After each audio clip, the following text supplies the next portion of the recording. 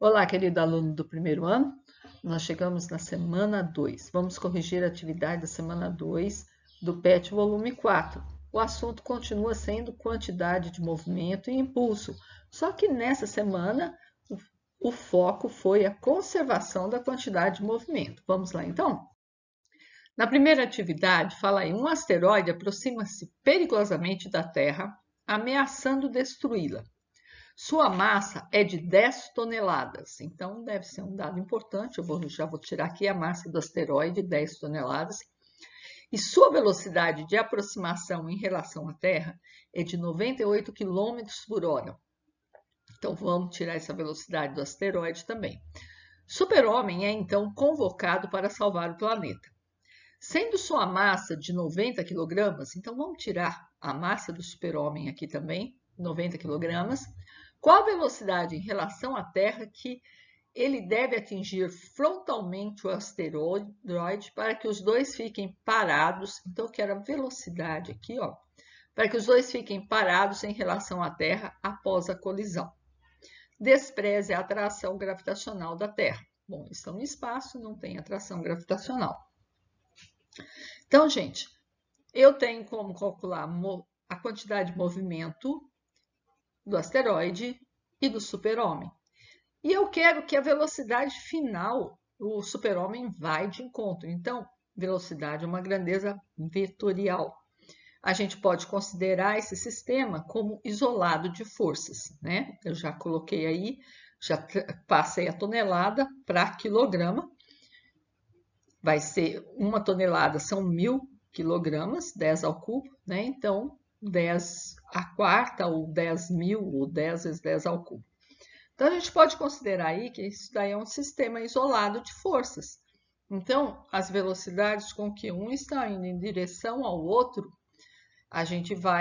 elas vão ter a mesma direção, vão ter sentidos opostos, e a gente vai considerar, então, para isso, uma como se fosse positiva e a outra como se fosse negativa, porque é a mesma direção e sentidos opostos. E a quantidade de movimento inicial, então, vai ser igual à quantidade de movimento final. Então, se eu multiplicar aí a massa do asteroide vezes a velocidade do asteroide, menos, porque a velocidade é negativa, a massa do super-homem e a velocidade do super-homem, uma das duas velocidades aí negativas, isso aí vai dar zero, porque a velocidade final dos dois vai ser zero. Ele quer que ele fique parado, fiquem parados em relação à Terra. Então, vou ter aí, ó, massa, vou ter essa expressão. Substituindo os dados aí, vai ficar 90 vezes a velocidade, menos 10 vezes 10 ao cubo vezes 98, igual a zero. Por que eu deixei 98? Por que eu não passei 98 km por hora para metro por segundo? Porque eu estou procurando velocidade. Então, eu vou achar a velocidade em quilômetro por hora. Eu não preciso passar para o sistema internacional, não. Mesmo porque minhas alternativas estão todas em quilômetros por hora, né? Então, nesse caso, a mesma, vou conservar a unidade. Então, fazendo as continhas aí, eu vou passar isso aqui, 10 vezes 10 ao cubo, vezes 98, 980 vezes 10 ao cubo, eu vou passar para o outro lado positivo, porque aqui está negativo. E o 90 que está de cá, eu vou passar dividindo, e eu vou ficar com 980 dividido por 90 vezes 10 ao cubo. Então, vou achar aí 10,88 vezes 10 ao cubo quilômetro por hora, né? Só que 10 ao cubo é andar 3 casas com a vírgula, então vai dar aqui, ó, letra D, 10.888 quilômetros por hora. Na 2, ele fala aí, um pescador está em um barco em repouso em um lago de águas tranquilas. Então, se o barco está em repouso, a velocidade inicial do barco é zero, e do pescador também. A massa do pescador é 70 kg. Então, vamos tirar esse dado aqui. MP, massa do pescador, 70 kg. E a massa do barco e demais equipamentos nele contidos é de 180 kg. Outro dado para mim tirar também. Suponha que o pescador esteja em pé e dê um passo para a proa do barco. O que acontece com o barco? Justifique.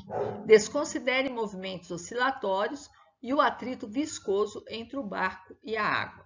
Então, gente, o que vai acontecer?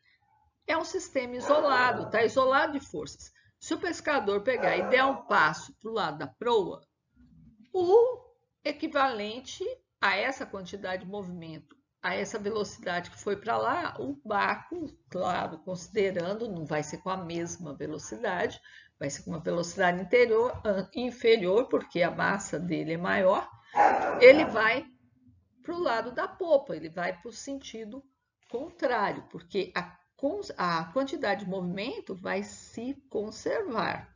Então, devido à conservação da quantidade de movimento, o barco fará o movimento na direção contrária à do pescador.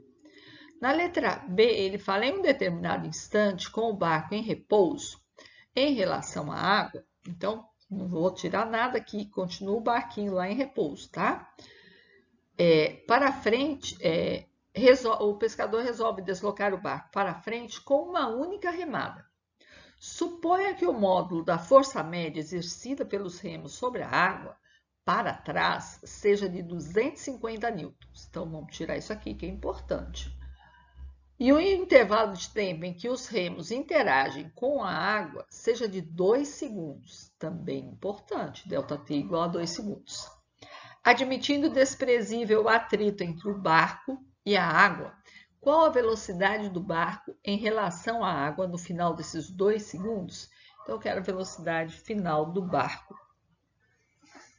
Gente, quando ele aplicou a força durante um certo intervalo de tempo, ele deu um impulso no barco, né? Impulso é força vezes variação de tempo. E eu posso calcular esse impulso. Ele me deu essa condição.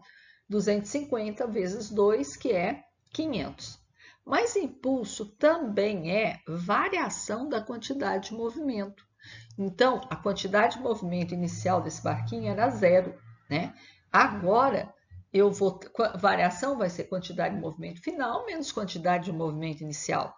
E essa quantidade de movimento inicial aí, ó, é 0. Eu posso cortar ela fora. Então, o impulso vai ficar sendo o quê? A massa do conjunto do pescador mais o barco vezes a velocidade que eu estou procurando.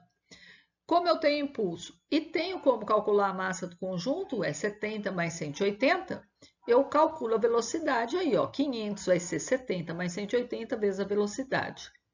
70 mais 180 são 250, então 500 vai ser 250. Esse 200 vezes a velocidade, 250, eu vou passar dividindo 500 e vou achar então que a velocidade é 2 metros por segundo. Então, essa é a resposta da letra B. Na 3, ele fala aí, um garoto brinca com seu barquinho de papel que tem uma massa igual a 30 gramas. Então, massa do barco, 30 gramas. E está navegando sobre um pequeno lago. Em certo instante, ele coloca sobre o barquinho, sem tocá-lo, uma bolinha de isopor e percebe que o barquinho passa a andar com metade da sua velocidade inicial. Então, quando ele coloca a bolinha aqui, ó, a velocidade final do barquinho, V, vai ser igual à velocidade inicial, que eu vou chamar de V0, dividido por 2. Seu irmão mais velho, que observa a brincadeira, resolve estimar a massa da bolinha de isopor com base na variação da velocidade do barquinho. Desprezando efeitos relativos ao empuxo, ele conclui que a massa da bolinha é D. Bom, eu não posso usar MB para a massa da bolinha, porque eu já usei MB para a massa do barquinho. Então, eu vou pôr MI como massa da bolinha de isopor, I de isopor. Gente, empuxo é aquela força com que a água empurra para... contrário peso, empurra para cima, né? Então, ele falou que essa força aí você vai desprezar. Eu tenho um caso clássico de quantidade de movimento. A quantidade de movimento é conservativa. Então, quantidade de movimento final é igual à quantidade de movimento inicial. Isso quer dizer, massa do barquinho vezes a velocidade inicial do barquinho vai ser igual a massa do barquinho mais a massa da bolinha vezes a velocidade final dos dois. Então, vamos escrever isso aqui, ó. Massa do barquinho mais massa do isopor vezes a velocidade final vai ser igual a massa do barquinho vezes a velocidade inicial. Então, eu vou fazer o quê? Eu vou trocar o que eu tenho. E essa velocidade do barquinho aqui, eu vou trocar por velocidade inicial dividido por 2 para mim poder passar o facão. Então, agora aqui, ó, troquei o que eu já sei e fiquei com incógnita, velocidade inicial e a massa da bolinha que eu estou procurando. Então, eu posso cortar aqui velocidade inicial com velocidade inicial, porque está multiplicando dos dois lados, é como se eu dividisse os dois lados por velocidade inicial, e passo esse 2 para o outro lado de lá, multiplicando. Aí vai ficar 30 mais a massa que eu estou procurando, é igual a 30 vezes 2. 30 vezes 2 é 60. E esse 30 que está somando aqui, eu passo para o lado de lá, subtraindo. Eu vou ficar que a massa vai ser 60 menos 30. Eu acho que a massa da bolinha de isopor é 30 gramas. Isso dá na letra A. Era de se esperar, né, gente? Porque a velocidade simplesmente dividiu por 2. Na 4, ele fala, imagine a seguinte situação.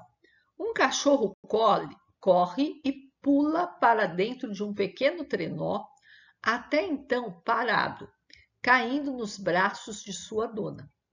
Em consequência, o trenó começa a se movimentar. Considere os seguintes dados.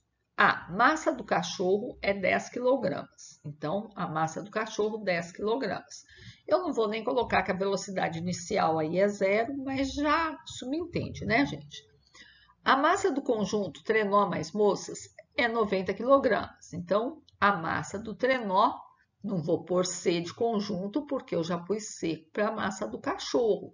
Então, vou pôr MT como a massa do trenó, incluindo tudo que tem nele, 90 kg. E na 3, a velocidade horizontal do cachorro, imediatamente antes de ser seguro por sua dona, é de 18 km por hora. Desprezando-se o atrito entre o trenó e o gelo, determine a velocidade horizontal do sistema trenó mais moça mais cachorro, imediatamente após o cachorro ter caído nos braços da sua dona. Então, inicialmente, a gente tem o quê? A quantidade de movimento só do cachorro, porque o trenó está em repouso. Então, eu posso dizer que quantidade de movimento inicial é igual à quantidade de movimento final. É um sistema isolado, tá? Não tem nada de fora o cachorro, trenó e moça aí interferindo na história. Então, a massa do cachorro vezes a velocidade do cachorro vai ser igual ao quê? Quando ele pula no trenó, esse trenó vai entrar em movimento, né? Então, ele vai, que é justamente a velocidade que vai gerar esse trenó que eu estou procurando. E a quantidade de movimento final, então, vai ser todo o conjunto, a massa do cachorro mais a massa do trenó, vezes a velocidade que vai adquirir aí. Então, vamos escrever tudo isso aí. Então, aqui, ó, velocidade do trenó era 0, porque ele está parado, e eu quero a velocidade final. Então, quantidade de movimento final é igual à quantidade de movimento inicial. No final, a quantidade de movimento é massa vezes velocidade. No final, a quantidade de movimento vai ser o quê? A massa do cachorro mais a massa do trenó vezes a velocidade final, que é o que eu estou procurando. Antes eu tinha a massa do trenó mais velocidade do trenó mais a massa do cachorro vezes a velocidade do cachorro. E isso aqui, ó, a massa do trenó era 90, mas a velocidade era 0. Então, se você quisesse nem escrever nada, já cortar isso aqui, podia, né? Então, aqui vai ficar 10 mais 90, 100, vezes a velocidade final que eu estou procurando, vai ser igual a 10 vezes 18, que é 180. Então, eu vou passar esse 100 dividindo. 180 dividido por 100 é 1,8. Então, eu acho aqui que a velocidade final do conjunto é 1,8 km por hora.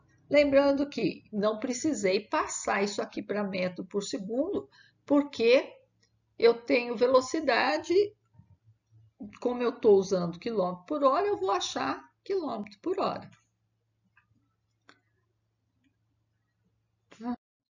Então é isso, pessoal. Com isso a gente conclui a correção da semana 2 do PET volume 4. Até a próxima semana.